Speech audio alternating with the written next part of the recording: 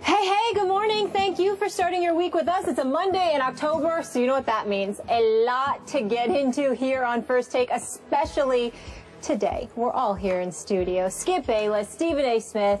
I'm Molly Karam. Good morning, everybody. Good morning. How y'all doing?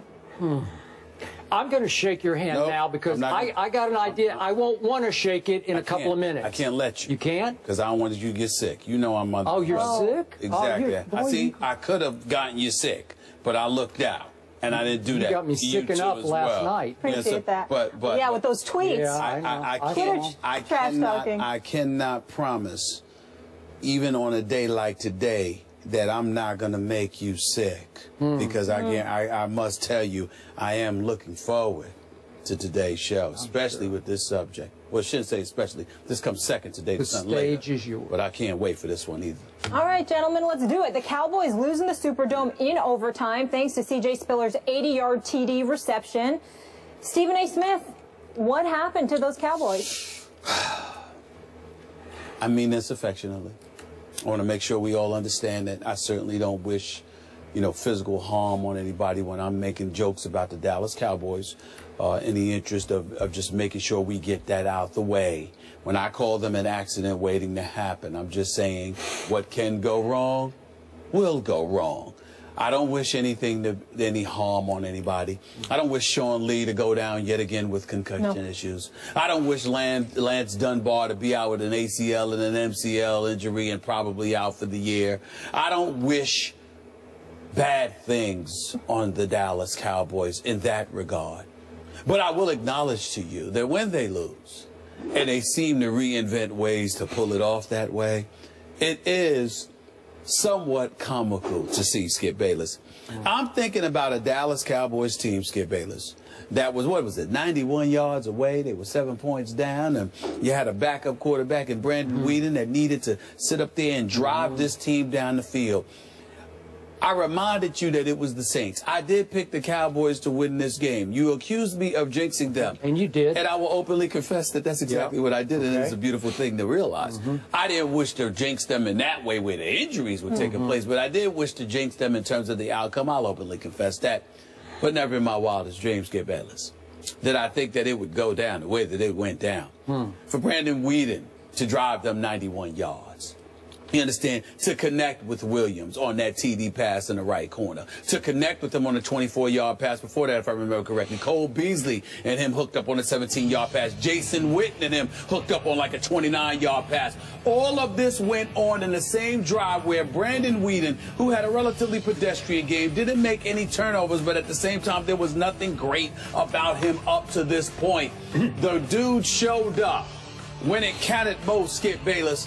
And somehow, some way, he didn't look like a reserve. He looked like somebody, Molly, Skip, that was capable of leading these Dallas Cowboys, that was capable of filling those shoes of that dude on the sideline with the sling in his arm, with the microphone in his right hand, shouting instructions, because he's usually the starting quarterback. His name is Tony Romo, by the way. You know, when I saw these things transpire, and I saw the Dallas Cowboys tie it up, I started laughing because I said to myself, you know something? There's plenty of time for Drew Brees to drive this team down the field. What a cruel, cruel ending it would be. But you know what? I'm going to make to you is this. Wow. At that particular moment in time, Skip Bayless, all of a sudden, I heard the announcer screaming, there he goes, C.J. Spiller's gone, blah, blah, blah. And all of a sudden, on the second play, just 13 seconds in the overtime, Drew Brees delivered the goods. And I just want to end by saying this. Seems like every time you have somebody coming back, you have somebody else going down. It seems like, Sean Lee, Skip, what injury has this dude had? Has this dude not had? Hamstring, toe, neck, knee. The list goes on. Some dudes, regardless of how talented they are, just ain't meant to play this game. And I don't mean it talent-wise, because I know Sean Lee can play. I'm talking about durability. You can be somewhat brittle, particularly in the NFL game. I guess what I'm trying to say is, I feel bad for you, bro, because New England is next. Is it New England next? A whole lot of people are next and next and after that next. The floor is yours, Skip Bayless, but I just want to say my condolences. I truly mean it. You do not truly mean it, but that's okay. My condolences. Why do you have to get him all fired up? Skip. By the way, before I start, at least I didn't pick Indianapolis to be in the Super Bowl. I know. That's true. That's true. Yeah. You got me there. Who picked the Saints? But that's just here. Yeah. My heart's not with Indy. Right. Your heart's with Dallas. So you're suffering from a broken heart. Shots fired. Let's stay focused. There's one silver lining to what has happened. Okay. And that is your shtick is getting so old for me that now you're going to have to put it back in your little bag of tricks over there, and you're going to have to leave it there for a long time, because I got to tell you, I'm concerned my Dallas Cowboys are about to become, dare I say, irrelevant, because they are in for a rough stretch. I told you they had 2 winnable games, Atlanta at home and at New Orleans. They were up 28-17 at halftime and obviously fell apart in the second half versus Atlanta. And last night, they went to overtime, and as soon as Jason Witten called tails, you got to always call heads. It's always heads. I can't prove that mathematically, but it just always seems to be heads on the overtime flip. He calls tails, it's heads. I said, I'm cooked, because they weren't going to stop Drew Brees at that point. I'm sorry. Okay. I just have a quick question. Are you trying to say that because he called tails instead of heads, that has... Well, however you do it. Once you lose the coin flip to Drew Brees at home with a gas defense, you're basically done, okay? And they just might be done for good. We'll talk about that just asking because I never heard that from you before. Okay, so here's my issue with your take, which is always the very same over and over and over again to make me sick. I'm physically sick over hearing you say accident waiting to happen. I know. An accident waiting to happen is when your big stars make crucial mistakes at crucial moments. Last night, my Dallas Cowboys, with no big stars left, had 0 turnovers at New Orleans. I thought that was pretty good, which leads to my bottom line off last night. I cannot tell you how proud I was of my Dallas Cowboys last night against increasingly decimated, not meant to be odds at New Orleans. To get that game to overtime was sensational to me. And I want to applaud and thank Brandon Weeden for playing your tail off last night. He gave you next to no credit. You had a QBR of 81 and led a 91-yard drive to tie it at the end. That is big time. Okay, I know, but you said he was hit up until that point. Yeah, but an 81 on a scale of 100, that's pretty high QBR because he deserved it. Okay, now back to my big picture bottom line. Look, the injury gods are just screaming at me, sorry, this year is not for you. It's not meant to be. Well, that's not an accident waiting to happen. That's just bad luck. And I know you said, oh, I don't wish injury upon anybody. But this has gotten almost laughable how bad the injuries are. Because, Sean Lee, you're right. He's brittle. We know that. But to lose yet another current best player on my defense in the first half last night after he played at an extremely high level, that's pretty hard to overcome against Drew Brees. And I know Drew Brees didn't have quite his arm last night, but it looked pretty good to me, I got to tell you. And then, do you understand what Lance Dunbar means to this football team? He is the most electric playmaker on the football team. He already had a 45-yard run on the second play of the game. And he tries to make a play from 8 yards deep in the end zone and completely obliterates his knee on the tackle. And he's lost on the opening kickoff of the second half.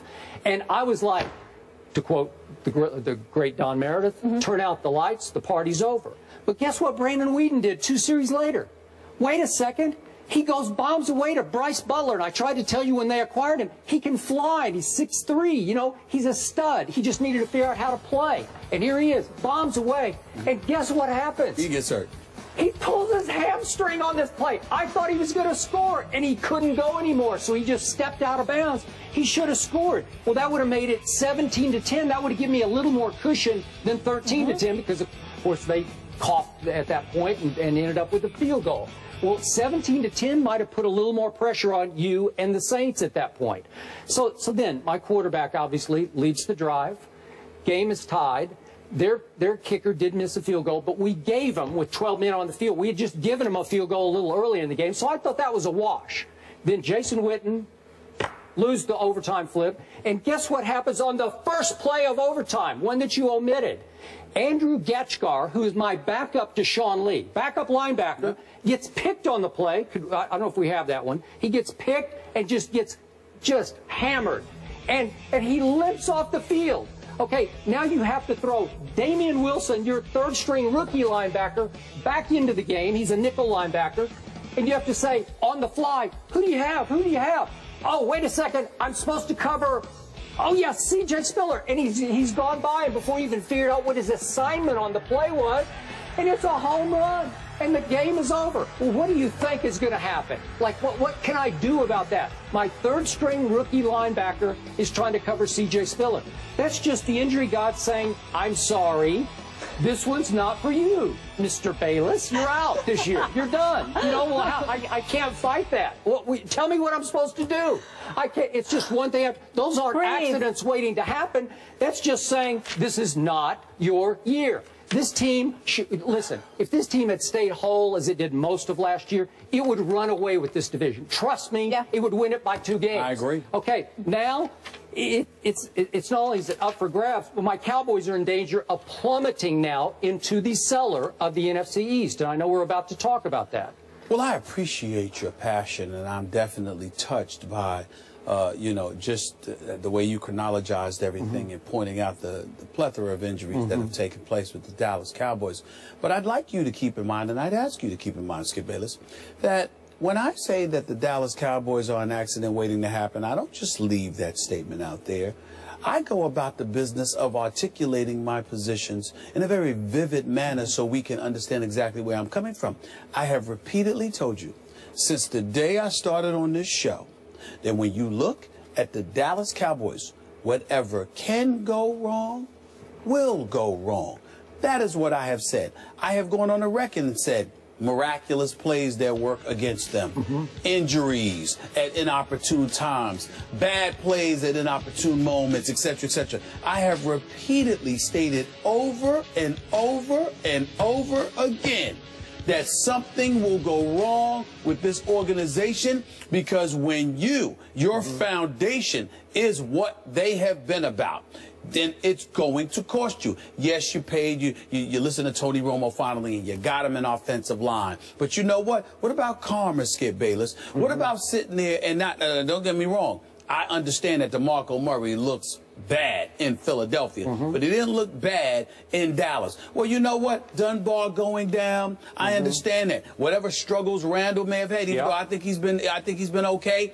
You didn't have that problem last year when DeMarco Murray was back there running the football. But see, what happens is he broke his hand, by the way. What happened? Break his hand. But he still played. He still came back and played. And what I'm saying to you is that when you don't take care of the people you're supposed to take care of, when you don't do the things that you're supposed to do, bad things end up happening sometimes. It's applicable to everything else in life. Why would it not be applicable when it comes to the National Football League? When you look at the Dallas Cowboys, yes, you've got Sean Lee, who's relatively brittle but very, very gifted. We understand that, okay? But to get down with the concussion issues, okay? You look at a Rolando McClain, he's coming back. A Greg Hardy, he's supposed to come back, but we know why they're gone. Along with Randy Gregory, his foot, we know why he's gone. Orlando Scandrick, that's unfortunate because he's a good guy as well as a really good corner. He's no prime time, but he's good, okay? But he's down.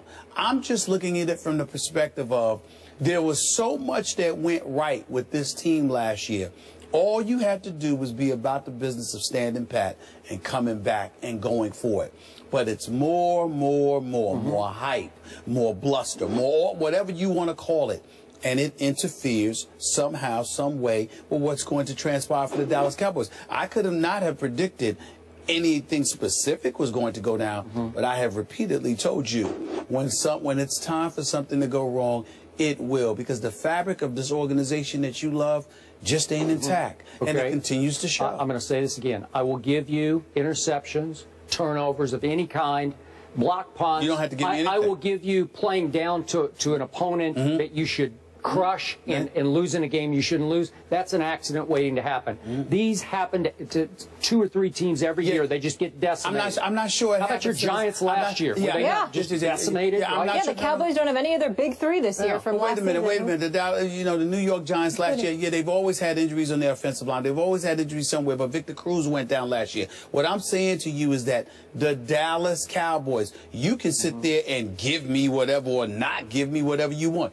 Unfortunately, Skip Bayless, much to your dismay, you don't get to make that call because I am going to continue I get to forever. Correct your call. No. That's what I get. Well, you can do whatever you want to do. I'm going to say what I'm going to say. You can say what you want to say. That's what I'm trying to say. You're going to get nauseated with correcting me about the accident because I kept telling you. And by the way, they're going to come back. Des Bryant's going to come back.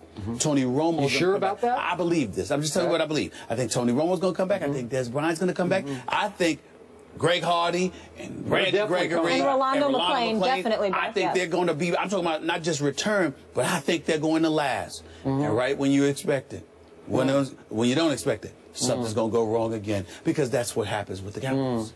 This is what happens. Last quick thought. Sure. If you put DeMarco Murray on a lie detector right now, he'd want to be back in Dallas. I should have taken a little less money to stay home. A little less. Yeah. A little less. I don't know what a little less was. But not as little as Jerry Jones wanted to give him. I get that. See what I'm saying? Yeah. Yes. Maybe so. So New England at Dallas, that's 4:25 on Sunday. The Cowboys now have lost 5 of 6 against the NFC South. So the Cowboys, Giants, and Redskins, as we mentioned,